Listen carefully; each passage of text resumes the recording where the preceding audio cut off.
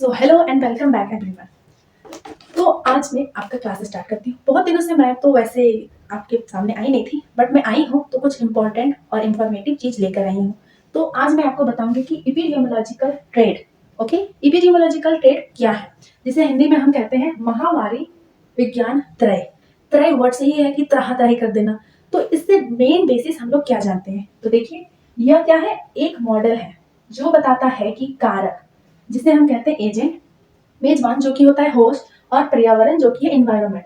ये तीन चीज होते हैं, ये तीन घटक है जो परस्पर क्रिया से संक्रामक रोग उत्पन्न करते हैं। क्या संक्रामक, इन्फेक्शन, डिजीजेस, ये चीज क्या है, क्रिएट करते हैं, उत्पन्न करते हैं, जिससे कोई व्यक्ति, कोई इंसान बीमार होता है। वो एक्यूटली भी बीमार हो सकता है, क्रॉनिकली भी, मतलब कम समय के लिए और ज्यादा समय के लिए भी बीमार हो सकता है। ये डिपेंड करता है डिजीजेस पे, वायरसेस पे, और किस तरीके से वो इफेक्ट हुआ है। तो ये जो इफेक्ट होते हैं किन, इसके तीन कंपोनेंट्स हैं। क्या है, तीन components. So guys you can see that तीन कंपोनेंट्स हैं। पहला है एजेंट, जिसे हम क्या कहते हैं, कारक कहते हैं। दूसरा क्या है, होस्ट, जिसे हम मेजबान कहते हैं। ओके, आप मेजबान अगर नहीं भी समझ रहे हैं, आई नो कि थोड़ा समझने में दिक्कत होगा, बट क्या है होस्ट, होस्ट मतलब घर। आप सुनते हैं होस्ट, घर, मैं आगे आपको बताऊंगी।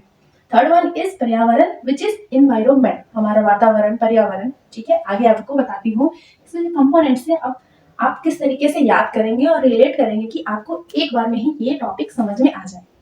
तो मैं आपको एक स्टोरी से या फिर छोटे से चीज से आपको बताऊंगी। तो पहले हम बात करते हैं एजेंट, जो कि क्या है, कारक। वह जीव या पदार्थ जो रोग का कारण बनता है। For example virus, bacteria, diseases, fungi etcetera, ये बहुत सारे होते हैं। आपको समझने के लिए मैंने छोटे छोटे फिगर्स भी बना दिए हैं, ध्यान दीजिएगा। ओके, आफ्टर दैट अब क्या कहते हैं, एजेंट क्या होते हैं, छोटे होते हैं, जो कि होते हैं जीव या पदार्थ। जीव ये भी होते हैं, आगे मैं जो बात करूंगी वो भी जीव ही रहेंगे। ओके, तो क्या बात करते हैं कि एजेंट वो है जो बीमारी का कारण बनते हैं। छोटे छोटे कारण, कारण ऐसे होते हैं कि जो हमें दिखाई नहीं देते हैं। और हमारे जो मेडिकल फील्ड है उसमें मैं आपको एक चीज बता दूं कि जितने सारे भी एक्यूट या फिर क्रोनिक डिजीज है, कुछ भी चीज है, क्या है, एक दूसरे में इंटरक्रॉस है। जैसे ये एजेंट है, जीव पदार्थ, bacteria, viruses. Next one is host. Host मैंने अभी आपको बताया कि घर, तो घर, तो बैक्टीरिया का घर, बैक्टीरिया का घर क्या होता है, वो व्यक्ति या जीव जिसे रोग हो सकता है। क्या हो सकता है, रोग हो सकता है। अब ये कौन ऐसे होते हैं जीव या फिर व्यक्ति जिसे रोग हो सकता है, हम उनकी बात करेंगे जो वीक होते हैं, वीक जो कमजोर है, या फिर और भी जैसे, और होने का कारण हमें डिपेंड करता है इन्वायरमेंट में, हम किस एटमोसफेयर में है, किस टेम्परेचर में है, किस कंडीशन में है। ये डिपेंड करता है कि इन्वायरमेंट हमें ये चीज बताएगा कि जैसे अगर कोई स्ट्रॉन्ग पर्सन भी है, अगर वो बहुत बैक्टीरियस प्लेस पे चल गया, वायरस वहां फैला हुआ है, तो कितना भी स्ट्रॉन्ग पर्सन है, वो पर्सन क्या हो जाएगा, वीक हो जाएगा। तो ये हो गया, environment is very important part in this, which help us, या फिर which not help us, which identify that disease में ऑकर स्पीडली या फिर जल्दी जल्दी से। ठीक है, अब इन्वायरमेंट क्या है, बाहरी परिस्थितियां जो कारक और मेजबान को एक साथ लाती है। इन्वायरमेंट बता रहा है कि जो वो परिस्थितियां हैं जिसमें एजेंट और होस्ट एक साथ, दोनों को एक साथ लाती है और रोग के संचरण को प्रभावित करती है।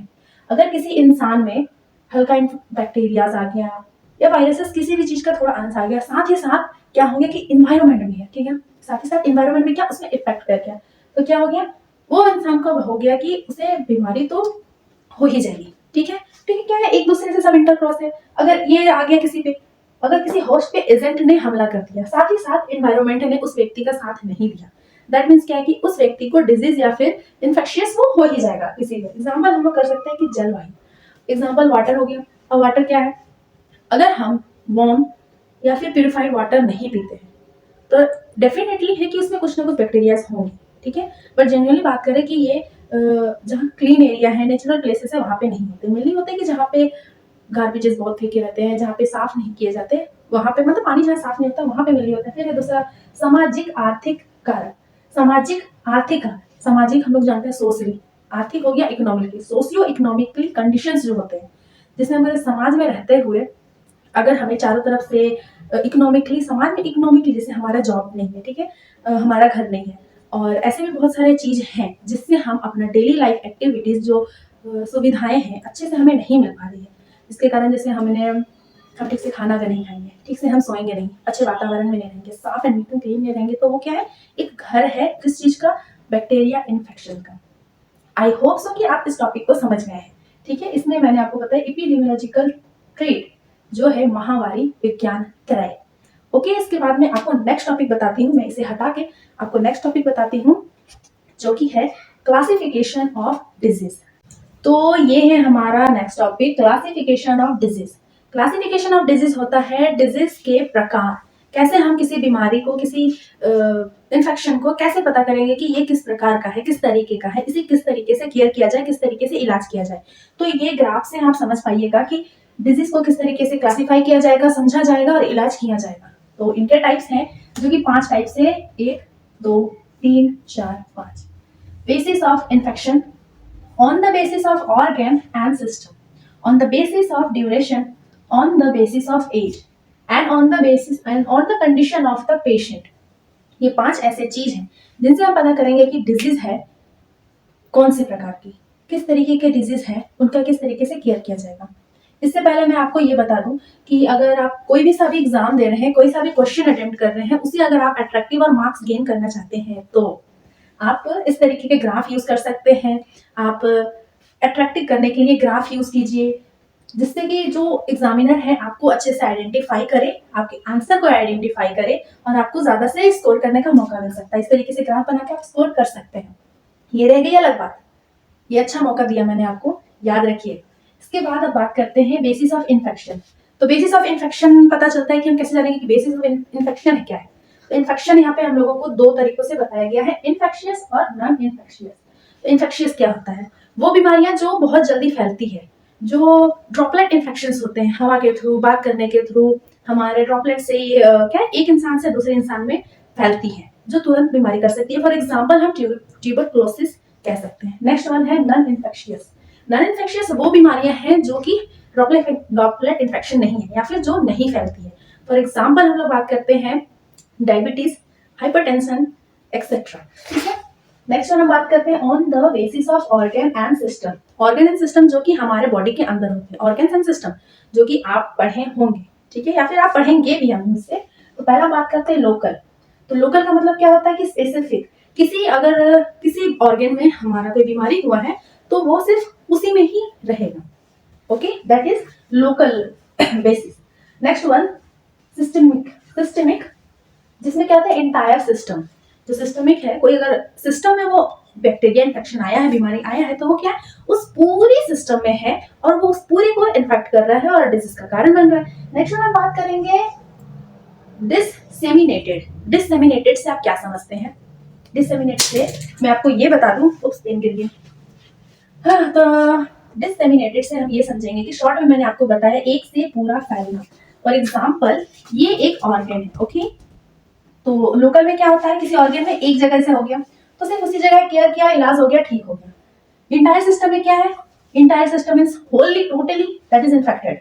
एंड आफ्टर दैट हम बात करेंगे डिससेमिनेटेड का, जिसमें है कि अगर कोई बीमारी इस जगह पे फैली है और मतलब बैक्टीरिया उस जगह पे है, उसका इलाज अगर हम नहीं करते हैं, उसे छोड़ देते हैं, तो वो क्या है, रुकता नहीं है, वो फैल जाता है, रुकेगा नहीं, वो धीरे धीरे धीरे धीरे करके पूरी ऑर्गन को क्या है इफेक्ट कर लेगा, उस फिर वो ऑर्गन फेल हो जाएगा। फिर बाद में ये हो सकता है कि आपका ऑपरेशन किया जाए या फिर डेथ तक, बहुत सारे चीज हो सकते हैं। तो आपके आसपास भी है तो इन चीजों का आप ध्यान रखिए और बाकियों को अवेयर कीजिए, क्योंकि बहुत सारे लोगों को मेडिकल फील्ड से ज्यादा जानकारी नहीं रहती है।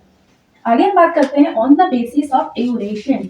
Duration depends on time. Time, बीमारी किस पे डिपेंड करती है? टाइम में। Acute and chronic. Acute means हो गया कम समय के लिए, क्रोनिक मीन्स हो गया लंबे समय के लिए। लंबे समय के लिए वो बीमारियां आ गई, HIV AIDS is also an example of chronic, जो लंबे समय के लिए है। Diabetes is also example, hypertension is also example, जो कि लंबे समय के लिए है, जिसके लिए हम लंबे समय के लिए दवा खा रहे हैं, इलाज कर रहे हैं, हॉस्पिटल में आना जाना कर रहे हैं। Cancer is also example. Acute में जो हम लोग का सर्दी बुखार, हाथ दर्द, पैर दर्द, हेडेक, बैगेज, ये सब होता है, ठीक है। उसके बाद हम बात करते हैं on the basis of age. Age तो ऐसे ही बता रहे कि एज डिपेंडेबल होता है। यहाँ पे 3 कंडीशंस लिखे हुए हैं, कंजेनाइटल, इन्फेंट एंड सेनाइल। ये 3 कंडीशन है बच्चे के समय का, फिर ओल्ड एज के समय का। ये 3 जो कंडीशन है बच्चे में, कंजेनाइटल अंदर में, इन्फेंट बच्चे जब हो जाते हैं तब, और सेनाइल, जब वो एजेड हो जाते हैं, बहुत वीक हो जाते हैं, उनका digestion system, vision, hearing, everything, ये सब इसे इन्फेक्ट करते हैं। और जो यंगस्टर होते हैं उनमें क्या होता है कि प्रतिरोधक क्षमता, जो इम्यूनिटी पावर क्या होती है, ज्यादा होती है, इसलिए वो ज्यादा जल्दी बीमार नहीं होते हैं। तो इन्हें ज्यादा केयर की जरूरत है। तो उसके बाद हम बात करते हैं on the condition of patient. क्या पेशेंट के कंडीशन पे, अगर कोई पेशेंट है, बीमार है या फिर बीमार हो जाएगा उस एटमोस्फेयर में रह के, लास्ट क्वेश्चन, लास्ट टॉपिक में जो हम लोगों ने जाना, तो पहला है कि हम कैसे जानेंगे कंडीशन क्या है पेशेंट का।